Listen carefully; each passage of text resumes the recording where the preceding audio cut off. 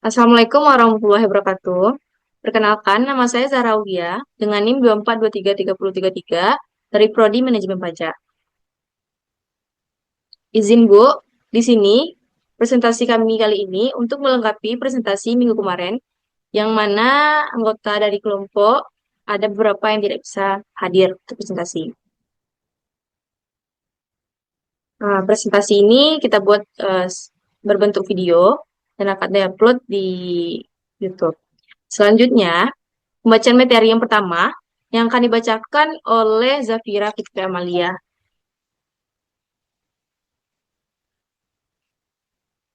Kepada Zafira dipersilahkan. Baik, saya Zafira Fitri Amalia dengan NIM 24233032. Di sini saya akan menjelaskan mengenai materi konsep dan urgensi Pancasila dalam arus sejarah bangsa Indonesia. Berikut penjelasannya. Yang pertama itu periode pengusulan Pancasila. Jauh sebelum periode pengusulan Pancasila, cikal bakal munculnya ideologi bangsa itu diawali dengan lahirnya rasa nasionalisme yang menjadi pembuka ke pintu gerbang kemerdekaan bangsa Indonesia. Dengan ciri-ciri yaitu yang pertama munculnya organisasi kebangsaan yang memperjuangkan kesejahteraan hak rakyat dan kemerdekaan. Dengan contoh yang pertama itu eh, organisasi Budi Utomo pada tahun 1908, organisasi pertama yang fokus pada pendidikan dan kebudayaan menginspirasi nasionalisme pemuda. Yang kedua yaitu periode perumusan Pancasila.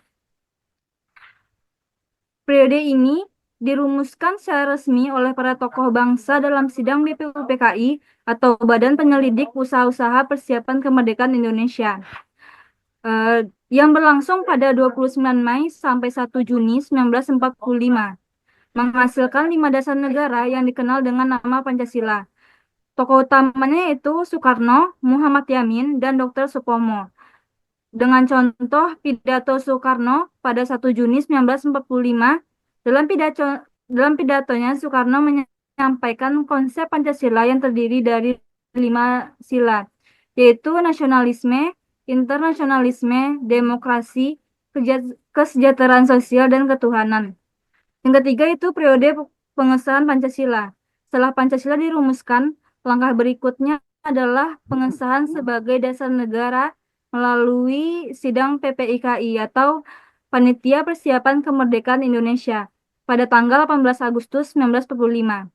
Dengan contoh yaitu penghapusan frasa dengan kewajiban menjalankan syariat Islam bagi pemeluk-pemeluknya. Di mana rumusan Pancasila tersebut sebagai berikut. Yang pertama itu ketuhanan yang Maha Esa. Kedua, kemanusiaan yang adil dan beradab. Ketiga, persatuan Indonesia. Keempat, kerakyatan yang dipimpin oleh hikmah kebijaksanaan dalam permusyawaratan perwakilan.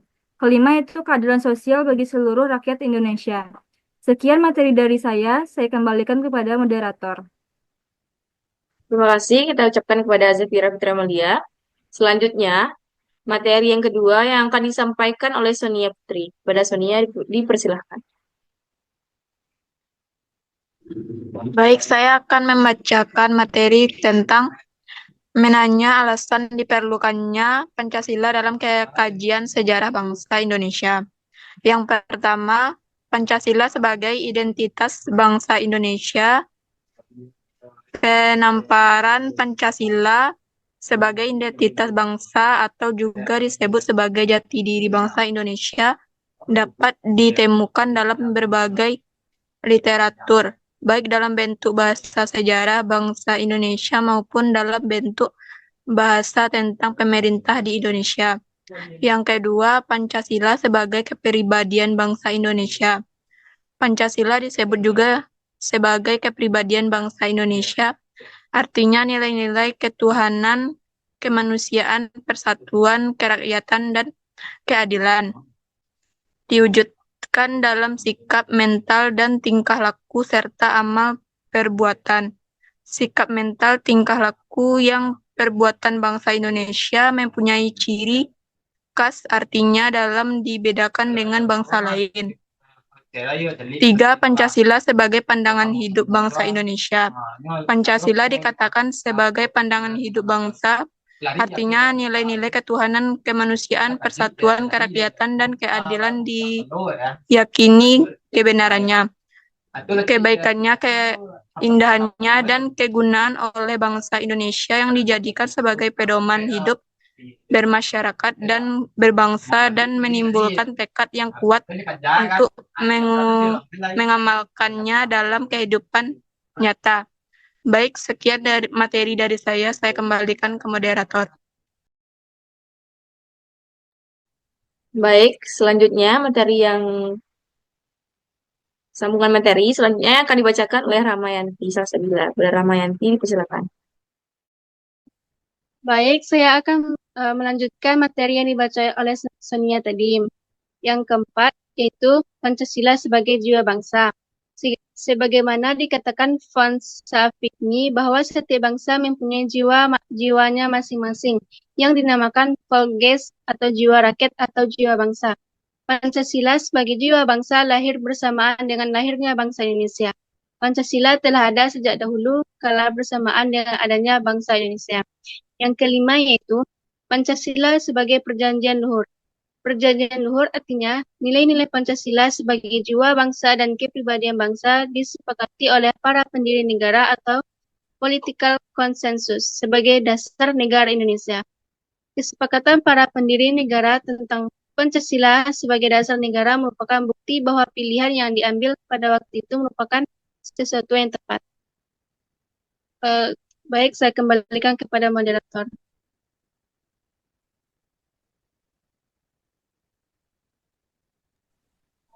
Materi selanjutnya yaitu menggali sumber historis, sosiologis, politik tentang Pancasila dalam kajian sejarah bahasa Indonesia yang akan dibacakan oleh Salwa. Pada Salwa, dipersilakan. Baik, saya akan menjelaskan tentang menggali sumber historis, sosiologis, politis tentang Pancasila dalam kajian sejarah Indonesia. Yang pertama, sumber historis Pancasila. Nilai-nilai Pancasila sudah ada dalam adat istiadat, kebudayaan, dan agama yang berkembang dalam kehidupan bangsa Indonesia sejak zaman kerajaan dahulu. Misalnya, sila ketuhanan sudah ada pada zaman dahulu meskipun dalam praktik pemujaan yang beraneka ragam. Tetapi pengakuan tentang adanya Tuhan sudah diakui. Yang kedua, sumber sosiologis Pancasila. Nilai-nilai Pancasila atau ketuhanan, kemanusiaan, persatuan, kerakyatan, dan keadilan secara sosiologis telah ada dalam masyarakat Indonesia sejak dahulu hingga sekarang. Salah satu nilai yang dapat ditemukan dalam masyarakat Indonesia sejak zaman dahulu hingga sekarang adalah nilai gotong royong. Yang ketiga ialah sumber politis Pancasila. Sebagaimana diketahui bahwa nilai-nilai dasar yang terkandung dalam Pancasila bersumber dan digali dari local wisdom, budaya, dan pengalaman bangsa Indonesia, termasuk pengalaman dalam berhubungan dengan bangsa-bangsa lain. Sekian materi dari saya kembalikan kepada moderator. Oke. Selanjutnya, materi tentang membangun argumen tentang dinamika dan tantangan Pancasila dalam kajian sejarah bangsa Indonesia yang akan dibacakan oleh Aldiara Nabila. Kepada Aldiara, dipersilahkan. Baik, saya Aldiara Nabila dari Prodi Manajemen Pajak dengan NIM 24233003 akan menjelaskan materi tentang membangun argumen tentang dinamika dan tantangan Pancasila dalam kajian sejarah bangsa Indonesia. Yang pertama, argumen tentang dinamika Pancasila dalam sejarah. Dinamika Pancasila dalam sejarah bangsa Indonesia memperlihatkan adanya pasang surut dalam pemahaman dan pelaksanakan nilai-nilai Pancasila.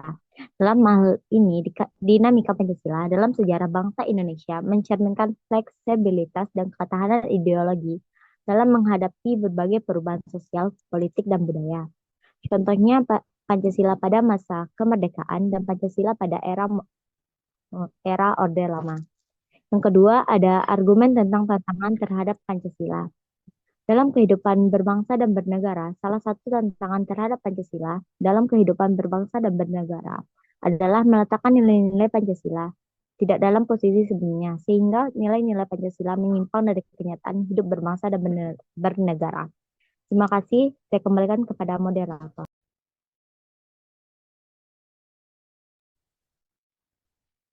Baik, terima kasih kepada Aldiara. Selanjutnya, materi tentang mendeskripsikan esensi dan urgensi Pancasila dalam kajian sejarah bangsa Indonesia untuk masa depan. Pada materi kali ini akan dibacakan oleh Tilawatin. Kepada Tila dipersilahkan.